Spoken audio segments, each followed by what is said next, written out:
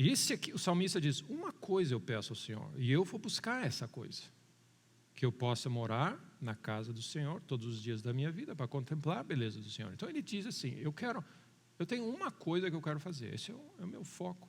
E a grande dificuldade que nós temos, hoje em dia, é ser capaz de colocar na nossa maneira de viver uma coisa que seja a tua prioridade top. A gente tem coração dividido. Naturalmente o homem tem coração dividido. Ele é vulnerável, ele se distrai muito. Muitas vozes, você não consegue. É interessante que a gente olha, é difícil encontrar pessoas que têm uma prioridade e ficam em cima dessa prioridade e montam a sua vida. Essa é uma prioridade. O que se chama prioridade? É aquela coisa que você faz, que se você tiver duas opções, dois caminhos a seguir, não, eu sempre vou escolher esse. Tá, mas se acontecer isso, eu sempre vou escolher esse, porque esse aqui é a minha prioridade número 1. Não importa o que se apresente, essa aqui é a minha prioridade número 1 da minha vida. E eu não tenho dificuldade de dizer assim, tá, mas se acontecer isso, não tem problema disso. E se acontecer isso, não tem problema. Ela já está definida no meu coração. Uma coisa, e o que a gente ser capaz de definir a prioridade número 1 da nossa vida em uma frase, em uma palavra, amém, é essencial para você construir uma casa sólida e uma vida bem-sucedida na terra. Quando os 3 amigos de Daniel foram confrontados pela estátua e disseram assim, nós vamos aquecer a fornalha 7 vezes mais se tu não te prostrar. O que eles tinham no coração? É uma coisa que já estava definida. Nós temos uma coisa na nossa vida que nós não negociamos. Uma coisa. É a adoração e a nossa devoção ao nosso Deus. Você não tem conversa. Você não precisa parar naquele momento e dizer assim, Daniel, o que a gente faz? Porque a Bíblia não fala de Daniel nesse evento. Estavam os 3 só. Eles provavelmente diziam assim, Daniel, nós precisamos conversar. O que seria a sabedoria de Deus nesse evento? Não, você não precisa nem conversar. Você tem uma coisa que já está definida no teu coração. Esse era o coração de Davi. Você consegue definir uma coisa na tua vida que é a tua prioridade número 1?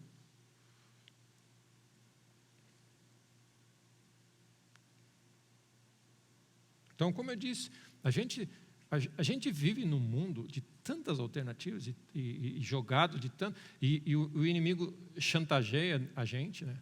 Seja com coisas familiares, com amor, com compaixão, você não tem amor e taraná. Por quê? Para tirar você dessa uma coisa, que se você abraçar essa uma coisa, tudo mais flui na tua jornada.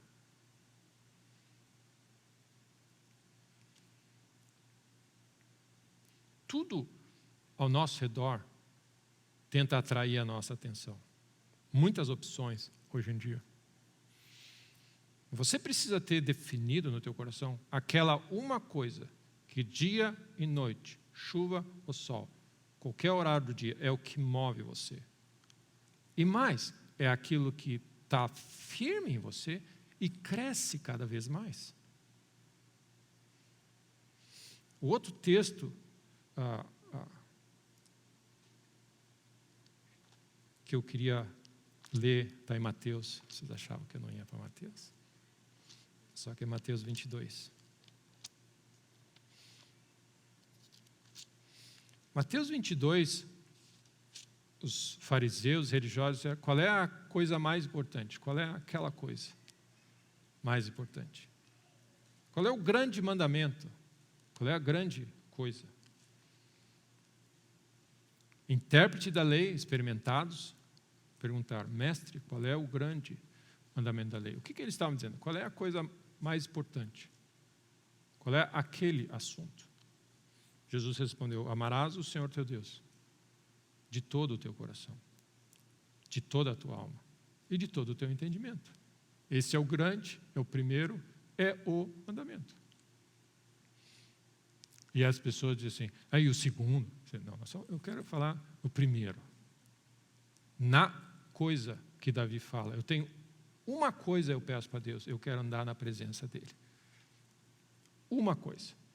O que se chama prioridade? Se você tiver, é a única coisa que você tem. Você vai num restaurante, tem 15 coisas no cardápio e você só pode pedir uma. É essa coisa. É o que você faz quando Salomão recebe a oferta de Deus e diz, você tem uma coisa para pedir. Uma coisa. Deus não pode pedir duas, né? Não dá para rachar, tu pede uma pessoa e a gente racha o prato, daí eu experimento de um, de outro. Não, uma coisa. É uma coisa. É como se Deus dissesse, qual é a única, a coisa que você tem nesse início de ano, né? Aí Jesus diz. É colocar Deus no centro e amar Ele com tudo que você... Ele é, como nós cantamos, né? Nada, ninguém é mais importante do que Ele. Ele é o centro da nossa vida. Esse assunto foi lembrado por Jesus. Então, quando você... Vamos virar um pouco mais a página em Lucas 10. Quando Marta e Maria estavam conversando. Uma estressada, a outra não.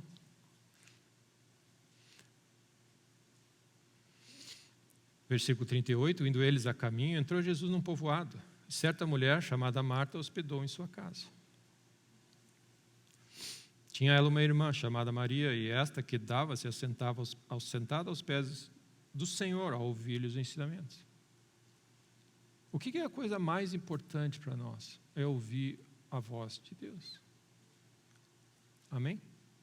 Por quê? Você quer agradar Ele, você quer saber o que Ele pensa e você quer honrar Ele. Então tem uma que está ali e a outra está preocupada, agitava-se.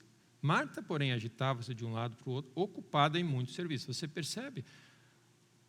A gente sempre vai ter que lidar com isso. Então se aproximou de Jesus. E eu creio, meus irmãos, que nada teria acontecido se a Marta tivesse ficado com a boca fechada. Jesus estava lá, a Marta estava fazendo o trabalho dela. O problema foi que Marta não só fez a escolha errada naquele momento, mas ela resolveu questionar a escolha de Jesus de não ter dado um pito na Marta, na Maria, no caso. Eu não sei o que ia acontecer se Marta não tivesse reclamado. A Marta ia cozinhar, ia fazer, ela podia estar pensando assim, que benção que a minha irmã está sentada aos pés do Senhor, eu estou aqui, eu vou servir, eu vou fazer o melhor, porque eu estou fazendo para Jesus. Quero receber bem Ele. Amém? Eu vou fazer uma comida, vou fazer assim. Então não é uma questão, nós não estamos falando de que não pode trabalhar, mas nós estamos falando o seguinte, qual é a motivação que nós fazemos as coisas? Marta podia estar trabalhando para o Senhor, que ela ama, ela era a expressão que ela tinha de amar Deus acima de todas as coisas. Eu vou receber esse meu Jesus, que fez e aconteceu e estará lá, e eu quero receber como a sunamita recebeu o profeta. Então eu não creio que o problema é servir ou A ou B, porque tem momentos na nossa vida. Marta podia estar sentada aos pés de Jesus de tarde e Maria estava no cabeleireiro arrumando o cabelo, porque ela precisava ir para um casamento. E aí o que nós vamos fazer? Mas esse cenário, o que mostra é o coração da Marta, que para ela eram outras coisas que afetavam ela. E aí ela abriu a boca e disse, tu não te importa, olha só, tu não te importa. Esse é o nosso grande desafio mesmo. Como não se importa? Aí Jesus teve que entrar em cena e dizer assim, Marta, Marta, andas inquietas. Esse é o coração. A Marta estava inquieta, preocupada com muitas coisas. Aí ele disse, entretanto, pouco é necessário, ou mesmo uma só coisa. E aí volta Jesus a focar para nós nessa uma coisa só. Nós estamos vivendo, meus irmãos, num mundo que você vai pensar assim, imagina o que você tem que fazer. Você tem que criar filhos, você tem que fazer isso. Eu me mudei há pouco, você tem que ver mudança, tem que consertar isso, tem que arrumar aquilo, tem empresa, tem que prover, tem que ver a saúde dos filhos se estão em dia, amém? Ver se todos eles estão se comportando, se tem algum problema, cada um numa idade, se tem dinheiro para pagar a universidade, se vai ter universidade, e se não tiver universidade, o que você vai fazer com o filho? E nesse negócio tudo, onde é que você vai investir? O que você vai pôr? Como você vai se vestir? Que lugar você vai comer? Essa comida é ruim, o vírus, toma vacina, não toma vacina? E você tem tanta coisa para pensar, que a bênção de uma vida é dizer assim, não, eu tenho uma coisa que eu foco, e todas as demais vão fluir dessa posição.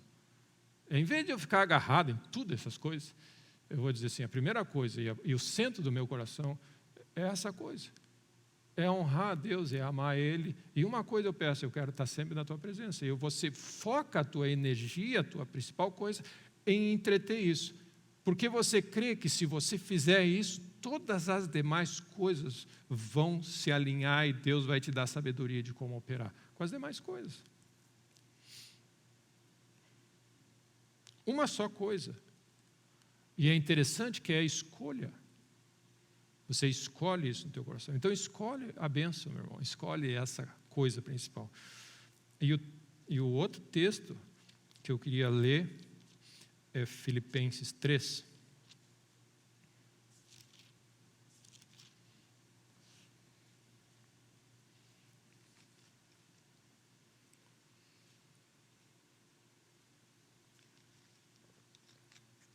Filipenses 3, 1 diz assim, quanto ao mais, irmãos meus, alegrai-vos no Senhor. Alegrai-vos no Senhor. E aí ele diz assim, a mim não me desgosta e a segurança para vós outros que eu escrevo as mesmas coisas. Isso aqui foi uma benção quando eu li essa semana. Eu posso repetir as mesmas coisas todos os dias, porque Paulo diz, não me desgosta a mim e a segurança para vocês eu ficar batendo na mesma tecla. Eu achei uma benção de Deus, eu olhei assim, Deus, muito obrigado, Deus. Porque é importante você ter certeza de que as bases estão bem fundadas. Olha o que ele diz, para mim não me importo, eu posso falar uma pregação só, amém? E ficar batendo nessa tecla para o resto da vida, não importa. Porque a segurança para vocês que eu escreva as mesmas coisas. E olha o que ele está escrevendo. Ele escreve nesse capítulo, ele diz assim, cuidado com os falsos profetas, os maus obreiros, tarará, que ficam desviando o caminho de vocês. E ele diz, porque nós é que somos a circuncisão, nós que adoramos a Deus no Espírito e nos gloriamos em Cristo e não confiamos na nossa carne. É isso que ele está dizendo, eu vou bater de novo nessa tecla. Não firma a tua vida no teu braço, na tua força, mas ama a Deus de todo o coração, confia nele, ouve a voz dele e obedece. Aí ele diz assim, eu bem que poderia confiar na minha carne, eu tenho todos os argumentos, porque ele diz, eu fui circuncidado ao 8º dia, na linhagem de Israel, da tribo de Benjamim, hebreu dos hebreus, e quanto à lei fariseu, quanto ao zelo perseguidor dele, ele dá toda a ficha dele. E quanto à justiça que há na lei, irrepreensível. E ele diz assim, eu cheguei a um momento na minha vida, diz assim, ó, isso tudo é secundário. Mas o que para mim era lucro, eu coloquei tudo de lado e considerei perda por causa de Cristo. Entrou alguém nesse cenário. Deus se revelou a mim. E não é por força, não é pelo esforço humano, mas Deus me visitou e revelou a Cristo no caminho de Damasco. Ele diz, Paulo, o que tu está fazendo com a tua vida? Sim, tu está me perseguindo. A pessoa de Cristo, Deus no seu amor, visitou aquele homem e disse, eu tive que mudar todas as minhas prioridades.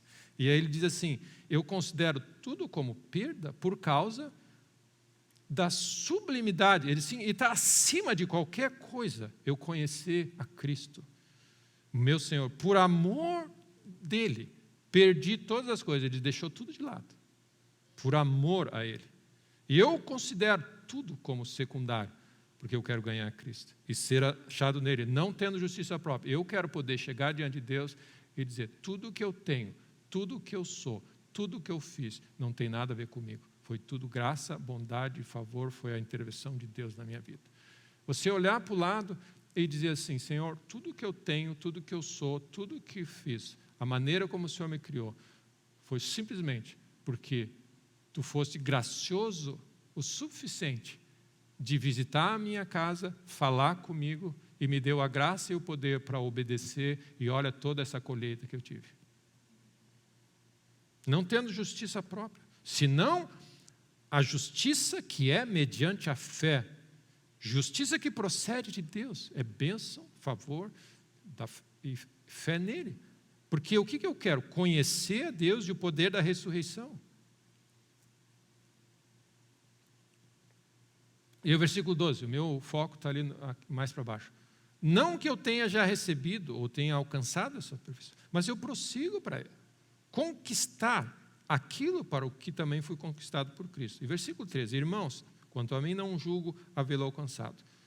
Mas aqui vem a meu texto dessa manhã. Mas uma coisa eu faço. Olha só. Ele faz toda essa explicação e esse sermão, e ele faz uma coisa, ele faz. Eu esqueço das coisas que para trás ficam. E avanço para as que diante de mim estão, prossigo para o alvo, para o prêmio da soberana vocação de Deus em Cristo Jesus. O que ele está dizendo? Nesse cenário, 2020, terminado 2021, o que ele faz? Diante desse contexto, eu não tirei essa prioridade como a minha prioridade. Quando nós fazemos metas na nossa vida e alvos, né? Início de ano, início de ciclo, nível de novas realidades, o que você faz? As minhas prioridades do ano são essas. O que Paulo está dizendo? Essa prioridade número 1, e o que eu estou dizendo para vocês, ela nunca tem que sair da prioridade número 1 da nossa vida. O que ele está dizendo? Uma coisa eu faço diante de tudo, ele já tinha uma jornada, e ele chega no mesmo lugar e repete a mesma coisa. Uma coisa eu faço, eu esqueço das coisas que para trás ficam, e diante de mim está esse alvo, o que eu quero, e continuo querendo.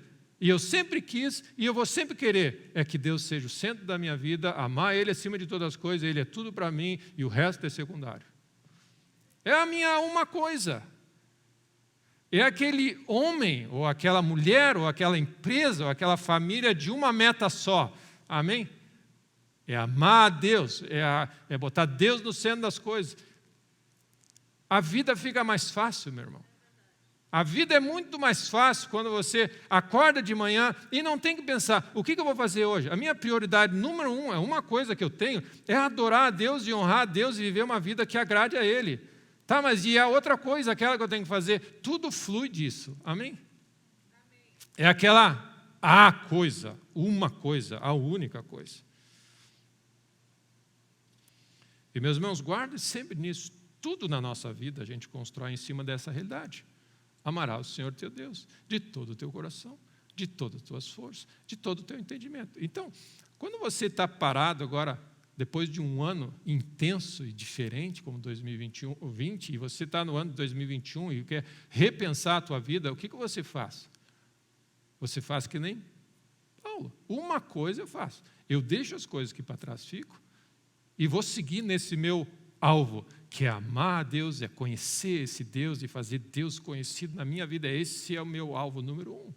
Tá, mas nós estamos vivendo numa época complicada que nós precisamos tomar decisões. Essa continua sendo, ela vale em qualquer cenário. Amém?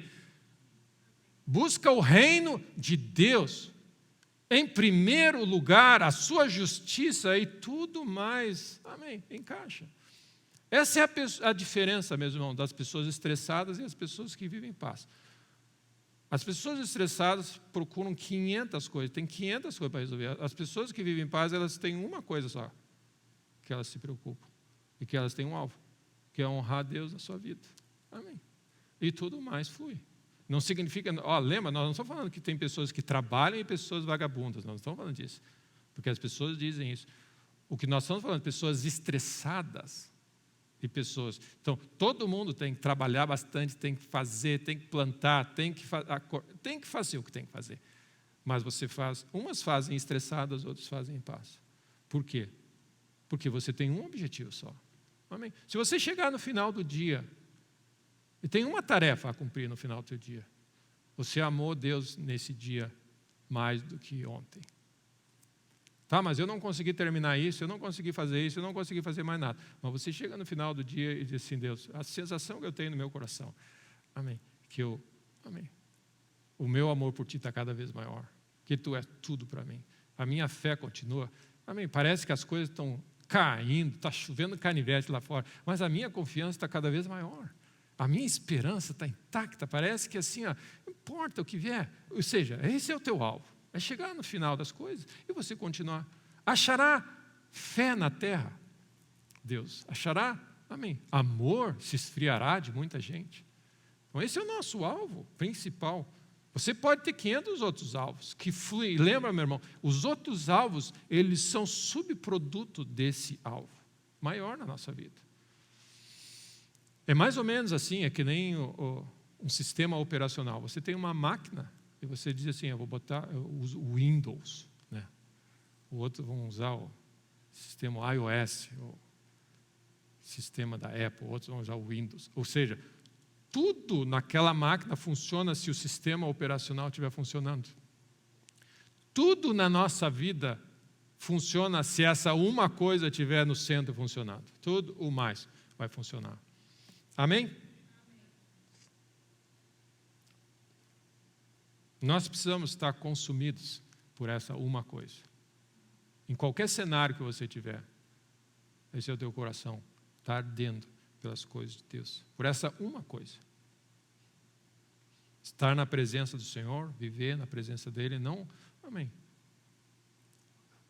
Você olha esse Davi que escreveu uma coisa eu peço, ele diz, Senhor, não tira teu espírito de mim, porque daí eu perco esse canal. Essa era uma coisa que ele ficou, amém, com o pecado que aconteceu, Senhor, por favor, não tira teu espírito de mim. Amém. Essa era uma coisa que ele queria, ele não podia perder essa. Então essa é uma coisa, de andar na presença de Deus e amar Ele acima de todas as coisas, de conhecer Ele mais e mais e melhor, amém? A cada ano que passa, você quer estar mais perto, conhecer mais e mais, amar Ele hoje mais do que você amou ontem,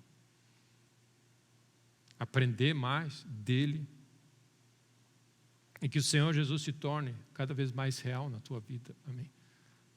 Ou seja, que mais e mais Ele ocupe o centro dos teus pensamentos, das tuas decisões, da tua referência. Você, na hora de tomar a decisão, você percebe Ele mais. Não, Deus está aqui, vai dar tudo certo. Amém. Tudo mais, os medos, a sabedoria, tudo flui de ter Deus mais perto. Quanto mais Ele estiver mais perto de nós, e mais você entender a presença dEle, o amor que Ele tem em você, menos medos você vai ter, menos problema você vai ter para enfrentar situações. Então, o centro de todas as coisas é Ele crescendo. Convém que Ele cresça mais e mais e mais e mais. Aquilo que nos move é isso. Tudo que nós fazemos, pensamos, planejamos, desejamos, Ele é o centro de todas as coisas. Amém? Ele é o centro de todas as coisas. Então, meus irmãos, esse é o topo da nossa lista. E eu queria usar a expressão que Paulo escreveu. Não me desgosta. Amém? E é uma alegria e é segurança para nós fazer você lembrado dessa uma coisa de novo. Põe isso no topo da tua lista de prioridades nesse ano.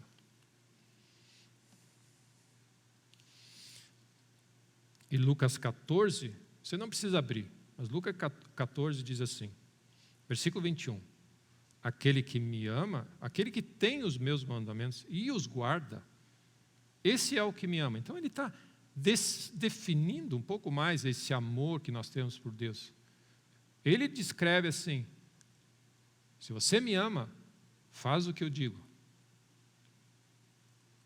Essa é a prova do nosso amor. Então, aquele que tem os meus mandamentos e os guarda, esse é o que me ama. E aquele que me ama será amado por meu Pai, e eu também o amarei e me manifestarei a Ele. E, meus irmãos, essa é a minha oração nesse ano.